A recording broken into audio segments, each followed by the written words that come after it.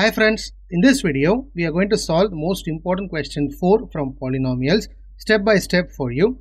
Stay with me till the end for clear understanding. Can the quadratic polynomial x square plus kx plus k have equal zeros for some odd integers k greater than 1? Now we have given x square plus kx plus k can have equal zeros for some odd integers for k greater than 1. Now, for a quadratic polynomial of the form ax square plus bx plus c that is given, equal zeros means the d value is equal to 0. That is b square minus 4ac is equal to 0. Now, here given in this quadratic polynomial x square plus kx plus k, the value of a equal to 1. The coefficient of x square is 1, so the value of a equal to 1.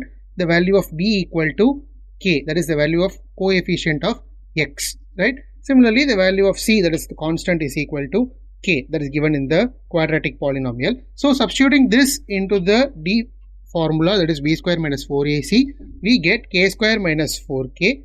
Now, k square minus 4k is equal to 0. Now, taking this for factorization, we get the value of k to be 0 or 4. Now, we are going to check whether this satisfies the given question, that is k is greater than 1, right? So, we neglect the value 0 from this because it is not greater than 1. Now, we check k equal to 4, then it is not an odd integer because our question is for some odd integers k greater than 1. K equal to 0, that is less than 1, so neglecting it. K equal to 4, which is not an odd integer, therefore again neglecting k equal to 4. Since the both equations are not satisfied with the given criteria, hence the polynomial x square plus kx plus k do not have odd integer k greater than 1 which has equal zeros.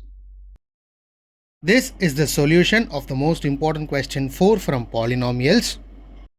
If you understood this problem, hit the like button, and if you found this video helpful, hit the subscribe and share it to your friends. Also, don't forget to check the previous video link given in the description. Thank you, friends.